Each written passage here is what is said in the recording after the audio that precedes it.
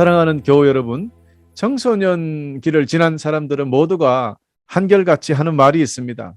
그래도 그 옛날이 좋았다, 그때가 좋았다라는 말들입니다.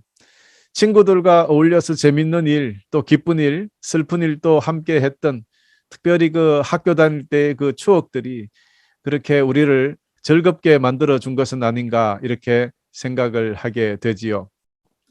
이처럼 청소년기에는 우리 신체가 크게 성장을 합니다. 그래서 정말 우리 몸속에 주체할 수 없을 만큼의 에너지가 넘쳐서 가만히 앉아 있는 것이 세상에서 제일 힘든 것 같은 그런 시기이기도 합니다. 그래서 오죽하면은 질풍노도와 같은 시기다. 사실 이렇게 지나온 그 청소년기가 얼마나 중요한 시기입니까? 그리고 또한 얼마나 위험한 시기입니까? 그 시절을 잘 보내지 못하면 우리가 어른이 되어서 많은 고생을 하며 살게 되기 때문이죠. 청소년기 때 한 번의 실수를 통해서 씻을 수 없는 그런 깊은 상처를 안고 살게 되기도 합니다. 여러분, 그런데 이 청소년기를 잘못 보내서 큰 후회를 하는 사람들이 얼마나 많은 줄 아십니까? 아니, 우리 모두가 사실은 작고 큰 그런 실수 때문에 지금도 후회하고 있는 분들이 있을 줄 압니다. 그렇죠? 청소년기에는 우리 모두 이런 경험과 지혜가 부족해서 많은 실수를 하기도 하지요. 특별히 우리 기성세대에 대해서 반항도 많이 했고요. 특히 왜 그렇게 부모님 말씀, 특별히 선생님의 말씀을 잘 듣지 않았던지 지나와서 생각해 보면 후회가 가득합니다. 여러분, 왜 이런 일들이 생겼을까요? 저는 누가복음 2장 40절과 52절에서 그 해답을 한번 찾아보았습니다. 아이는 점점 자라서 튼튼해졌으며 지혜도 많아졌습니다. 하나님의 은혜가 아이와 함께 하였습니다. 이 아이는 예수님입니다. 자, 누가복음 2장 52절에 보니까 또 예수는 지혜와 키가 점점 더 자라가며 하나님과 사람들로부터 사랑을 받았습니다. 이렇게 기록되어 있습니다. 형제자매 여러분, 왜 제가 이 성구들을 통해서 해답을 찾았다고 말씀드렸을까요? 여기서 어린 예수님은 점점 자라면서 튼튼해지고 지혜도 많아졌다고 분명히 기록하고 있습니다. 여러분, 사람은 첫 번째로 몸이 성장해야 합니다. 자라나야 합니다. 먼저 육체가 점점점 튼튼하게 자라나야 합니다. 그렇습니다. 첫 번째는 육체적인 성장입니다. 어린 예수님도 점점 튼튼하게 강하게 자라났습니다. 그러므로 우리 모두가 예수님처럼 이렇게 먼저 육체적으로 강하고 튼튼하게 자라나야 합니다. 키는 점점 커지는데 힘이 없고 튼튼하지 못하면 이것도 참 좋지 못한 거 아니겠습니까? 그런데 몸이 자라는 것 좋은데 몸만 자라면 문제입니다. 몸이 자라는 것과 같이 우리 주님과 같이 지혜도 함께 자라야 한다는 것입니다. 사랑하는 교우 여러분, 청소년기에 돌출 행동이나 심각한 반항을 하는 등 여러 가지 문제들이 일어나는 이유가 바로 여기에 있기 때문입니다. 신체가 점점점 자라서 주체할 수 없는 에너지가 넘치는 그런 몸으로 변해가는데 이를 통제할 지혜가 부족하기 때문에 제대로 그 훌륭한 몸을 통제하지 못해서 일어나는 것들이 바로 이런 어처구니 없는 일들입니다. 신체의 성장은 청소년기가 지나면 멈추게 되지만 그러나 지혜는 계속해서 성장해야 하는 것이기 때문입니다. 몸과 지혜가 완벽하게 균형을 잡을 때 그때 비로소 이런 질풍노도의 문제점들이 사라지는 것입니다. 물론 안 그런 사람도 있습니다만은 대부분 한 20살이 넘게 되면은 몸도 지혜도 완전히 성장을 해서 그래서 어른이라 하는 거죠. 그러니 그 나이가 되어 지혜가 부족하면 그 사람들이 문제거리를 만들고 다니는 거죠. 여러분, 키는 자라서 어른의 몸을 가지는데 지혜가 어린이의 지혜를 가지고 있다면 그 사람은 반드시 사고칩니다. 이렇게 사람은 육체와 지혜가 같이 자라야 합니다. 우리 주님 같이 말입니다. 육체가 자라면서 지혜도 자라야 합니다. 아니, 지혜가 육체보다 더 빨리, 더 많이, 더 튼튼하게 자라야 문제가 없는 사람이 되는 것입니다. 여러분 꼭 기억하시기 바랍니다. 그런데 요즘은 여러 가지 정보를 얻을 수 있는 기회가 많아져서 여러분 우리에게는 지식을 쌓을 수 있는 그런 길이 활짝 열렸습니다. 무엇인가 궁금한 것이 있으면 빨리 알아볼 수 있는 그런 시스템을 갖추어져 있는 거죠. 그러나 지혜가 부족하다는 것을 깨닫게 됩니다. 여러분, 지식이 많다고 지혜로운 사람이 되는 것은 아니에요. 그렇지 않더라는 거죠. 학력과 지혜는 다르더라고요. 초등학교 나오신 분만 해도 지혜가 아주 뛰어나신 그런 어르신들을 제가 본 적이 많거든요. 그래서 우리는 지식도 중요하지만 지혜가 중요합니다.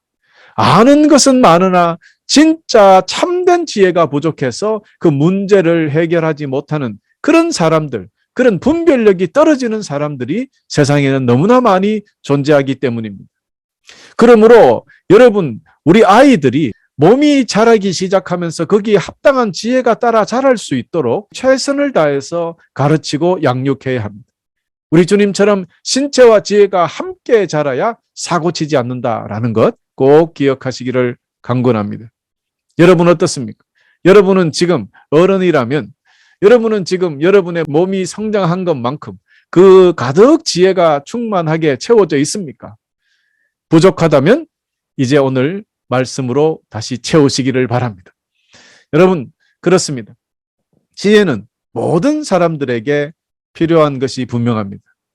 지혜 없이 산다는 것은 완전히 깜깜한 밤에 걸어 다니는 것과 같기 때문입니다. 반대로 지혜가 있으면 밝은 낮에 걸어 다니는 것 같이 편안하게 길을 찾아갈 수 있는 것과 같습니다. 그래서 지금까지 많은 사람들이 이 참된 지혜를 얻으려고 노력하며 살아오고 있습니다. 그중 우리가 잘 아는 솔로몬, 이 솔로몬이 왕이 되자 하나님께 제일 먼저 구한 것도 지혜입니다. 이것을 보아서도 그 지혜가 얼마나 중요한지 우리는 깨달아 알 수 있게 되는 것입니다. 사람이 높은 위치에 오르거나 부자가 된다고 해도 지혜가 없으면 오히려 그가 얻었던 권세와 재물 때문에 그 자신을 스스로 망하게 하고 주위의 사람들까지 수렁으로 빠뜨리는 것을 저는 많이 보아왔습니다. 그렇습니다. 이 모든 것이 참된 지혜가 없어서 벌어지는 일들입니다. 그러니 모든 사람들이 지혜를 얻으려고 현인을 찾아가 배우기도 하고 공부도 하고 책도 많이 읽기도 하고 여러 가지 방법을 통해서 노력해 보지만 실패하는 것을 또 알 수 있습니다. 특별히 지금과 같이 여러 가지로 힘든 세상에 살고 있는 이때 더욱더 지혜가 필요합니다. 그러면 참된 지혜는 어디에 있습니까? 지혜를 주는 책들을 읽으며 공부도 하고 세미나에도 참석하고 자신이 존경하고 따르는 선배나 또 유명 인사를 만나서 가르침을 받는 등 많은 노력들을 해봐도 참된 지혜를 얻는다는 것은 정말로 어려운 일입니다. 여러분, 이런 지혜를 얻으려고 노력한 온 인류의 역사는 에덴 동산의 아담과 하와에서부터 시작합니다. 처음 사람들도 지혜를 얻으려고 했어요. 창세기 3장 6절을 보면 여자가 보니 그 나무의 열매는 먹음직스러웠고 보기에도 아름다웠습니다. 게다가 그 열매는 사람을 지혜롭게 해줄 것처럼 보였습니다. 그래서 여자는 그 열매를 따서 먹고 그 열매를 옆에 있는 자기 남편에게도 주었습니다. 남자는 그것을 먹었습니다. 처음 사람들도 이처럼 지혜를 얻으려고 하다가 오히려 하나님께 저주를 받았습니다. 여러분, 지혜를 얻는 것이 잘못된 것이 아닙니다. 지혜를 얻으려고 노력하는 것은 좋은 일입니다. 그런데 왜 저주를 받았습니까? 지혜를 얻고자 하는 그 방법이 문제가 되었던 것입니다. 이분은 지혜를 나무 열매에서 얻으려고 했던 것입니다. 즉 어떤 물건에서 지혜를 얻으려고 했던 것이죠. 지금도 이런 사람들이 있어요. 큰 돌이나 큰 나무나 우상이나 이런 물체에게 빌면서 어떤 것을 얻으려고 합니다. 이렇게 어떤 물건에게 지혜를 얻으려고 했던 처음 사람들은 하나님에게 저주를 받았습니다.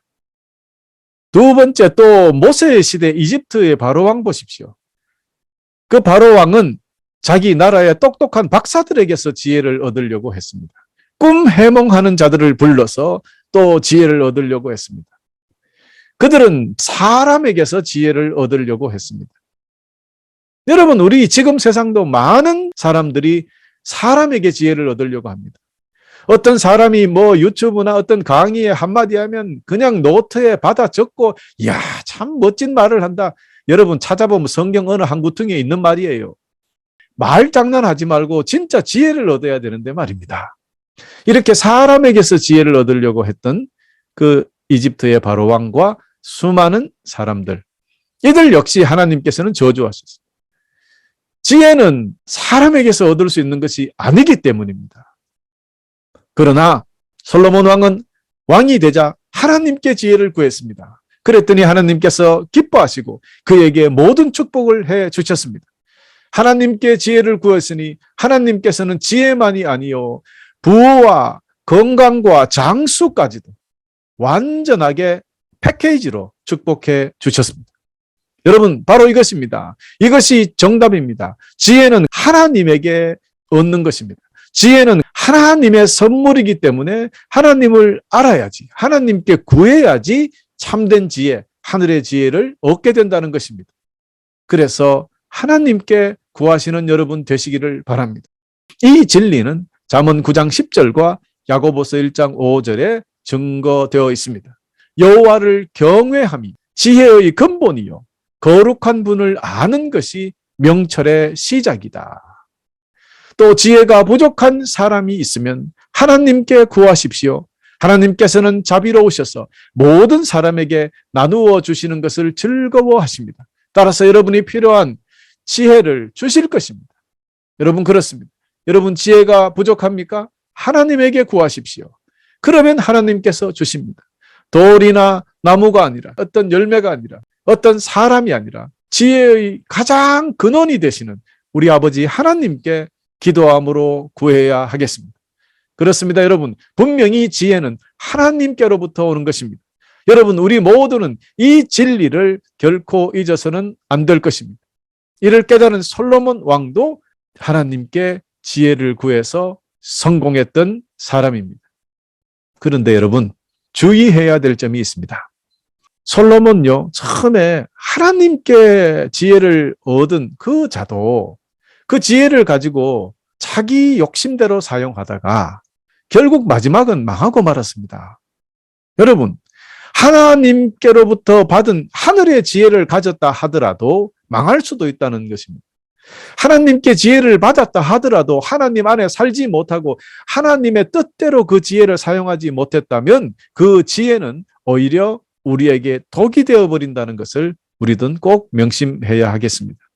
그러므로 여호와 하나님에 대해서 아무 생각이 없거나 하나님에 대해서 잘 모르는 사람은 지혜도 없고 지식도 없는 그런 사람이라고 성경은 선포하고 있습니다. 정말 조금 기분 나쁘게 이야기하면 하나님 여호와를 모르는 사람은 무식한 사람이다, 이렇게 되는 거죠. 여러분, 우리 선조님들은 명심보감이라는 책, 이 유명한 책을 읽지 아니하면 짐승과 같다고 했어요. 이 명심보감조차도 읽지 않은 사람과는 말을 하지 마라. 그 명심보감을 읽지 않아도 이런 취급을 받는데 하물며 하나님의 영감으로 쓰여진 그 성경책을 읽지 않은 사람은 짐승보다 못한 사람 아니겠습니까? 오늘 여러분 이 말씀을 듣는 여러분 중에 혹시 짐승보다 못한 사람이 있습니까? 여러분 성경 열심히 읽으시기를 바랍니다. 겨우 여러분 이처럼 참된 지혜는 하나님으로부터 오는 것입니다. 그렇기 때문에 하늘의 지혜를 얻고자 하는 사람마다 자신의 욕심과 정욕을 버리고 하나님 지혜의 말씀을 읽고 들어야 합니다. 하나님께서 주시는 지혜는 사람들이 그 하늘의 지혜를 가지고 이 땅에 하나님 나라를 세우는 데 필요한 완전한 능력이기 때문입니다. 그리하여 이 세상에 흔들리지 않고 승리하며 살 수 있게 만드는 것이 바로 하늘에서 내려온 지혜입니다. 그렇기 때문에 하늘의 지혜를 받은 사람은 온유하고 하나님께 온전히 순종하며 하나님을 잘 경배하는 그런 사람이 분명한 것입니다. 오늘부터 이렇게 하나님께서 주시는 참된 지혜를 가지고 하나님을 기쁘게 해드리고 세상 사람들로부터 사랑받으며 승리하며 사시는 여러분 되시기를 간절히 축원합니다. 또 하나의 지혜가 있습니다. 이것은 세상의 지혜입니다. 세상의 지혜를 받은 사람들이 있습니다. 야고보서 3장 15절이 이를 기록하고 있는데요. 지혜는 분명히 하나님께로 온 것이 아닙니다. 그것은 세상의 지혜이며 영적인 것도 아니고 마귀에게서 온 것입니다. 세상의 지혜, 영적이지 않은 지혜, 이 지혜는 마귀에게서 온 것이다. 다시 말씀드리면 세상의 지혜도 좋은 것이다. 그러니 열심히 배우라고 하신 것이 아니라 세상의 지혜는 마귀의 것이다. 사탄에게서 온 것이라는 선포. 여러분 무섭지 않습니까? 그렇습니다. 우리는 이를 꼭 기억해야 됩니다. 지금 우리가 이 나이 먹을 만큼 살아가면서 세상의 지혜에 가득 차 있습니까? 하나님의 지혜에 가득 차 있습니까? 세상의 지혜로 살고 있습니까? 하나님의 지혜로 살고 있습니까? 이 세상의 지혜는 하나님의 지혜와 반대되는 것으로 영적이지 못하고 정욕적이며 사탄으로부터 오는 거짓 지혜라는 뜻입니다. 이는 시기심과 야심으로 더 많이 가지려는 탐욕적인 지혜입니다. 이런 세상 지혜는 자기 중심적이기 때문에 다른 사람을 부정하고 오직 자신을 드러내기 위해서만 사용합니다. 또 이런 지혜는 끝없는 욕망으로부터 비록되었기 때문에 만족할 줄 모르고 참된 지혜를 대적하기까지 합니다. 겉으로는 멋있고 멋지고 아주 미래의 비전으로 포장되어 있는 것지만 사실은 알고 보면 정욕 덩어리에 지나지 않는다는 아주 더러운 것임을 여러분 깨달아 알아야 하겠습니다. 그렇기 때문에 이 세상의 지혜를 사용하며 사는 사람은 분열과 분쟁을 초래합니다. 이것이 행복인 줄 알고 최선을 다해 노력해보지만 결국 마지막에 손에 남는 것은 아무것도 없습니다. 오히려 점점 더 혼란해지고 더 힘들어지고 더 허무하게 되어서 결국 모든 것이 파괴되고 마는 것입니다. 여러분 우리 모두는 이제부터 이런 거짓 지혜, 이 거짓 지혜를 추구하는 마음을 버리고 하나님의 지혜, 하늘의 지혜를 사모하며 사는 여러분들이 되시기를 축원합니다. 하나님께서 주시는 지혜의 특징은 성결하고 화평하고 관용이 넘치고 양순하고 긍휼하고 선한 열매가 가득한 그런 지혜입니다. 거기에는 편견과 위선이 없습니다. 모두를 평화롭게 합니다. 모두를 사랑합니다. 그렇기 때문에 하늘의 지혜를 사모하며 그 힘으로 사는 교회, 그런 가정, 여러분 다툼과 혼란이 없는 것입니다. 사랑하는 교회 여러분, 여러분은 지금 어떤 지혜로 살고 있습니까? 여러분의 가정은 어떤 지혜로 운영되고 있습니까? 우리 교회는 지금 어떤 지혜로 운영하고 있습니까? 세상의 지혜입니까? 하늘의 지혜입니까? 그 열매를 통해서 알 수 있게 되겠지요. 여러분 제가 참 걱정하는 것은 세상의 지혜가 교회로 흘러 들어와서 성경 구절 하나를 살짝 입혀서 그 안을 벗겨보면 전부 세상의 지혜로 그렇게 교회가 움직여가는 것을 볼 수 있습니다. 그것을 타파해야 합니다. 깨어내야 합니다. 교회는 하나님의 성전이요 오직 하나님의 지혜로 움직여 가야 됩니다. 다시 말씀드리면 지혜의 신대시는 성령의 능력으로 움직여 가야 된다는 뜻이 되겠습니다. 우리 삶에, 우리 교회에 혼란과 악이 가득 차다면 우리는 분명히 잘못된 지혜, 세상의 지혜, 사탄이 주는 지혜, 그 지혜로 살고 있다는 증거가 될 것이고 결국에는 끝없는 분열과 분란과 다툼과 전쟁을 통해서 마지막은 죽음뿐일 것입니다. 교우 여러분, 작금의 사회와 가정과 교회에서 여러 가지 부끄러운 문제와 근심과 환란 중에 있는 이유는 그곳에 하늘의 지혜가 아니라 세상의 지혜로 움직여가고 살고 있기 때문입니다. 우리가 이 세상의 지혜를 완전히 내려놓고 하나님 아버지께서 주시는 하늘의 놀라운 지혜로 살아간다면 우리 주님의 뜻대로 이 세상을 정복하며 다스리며 항상 기쁘고 승리하며 사는 우리 자신을 보게 될 것입니다. 여러분, 성령님의 성전이 되는 우리 모두의 삶, 세상의 지혜로 살아가지 않도록 성찰해야 하겠습니다. 우리는 성령님이 계시는 성전이라 그랬습니다. 그러므로 세상의 지혜가 우리 성전 안에 들어오지 않도록 하시고 오직 하나님의 지혜가 가득 차서 하나님의 뜻대로 순종하며 그 하나님의 지혜로 움직여가는 그런 하나님의 성전, 성령님의 성전들이 다 되어 주시기를 간절히 축원합니다. 끝으로 사랑하는 교회 여러분, 지혜 두 가지가 있다고 그랬죠?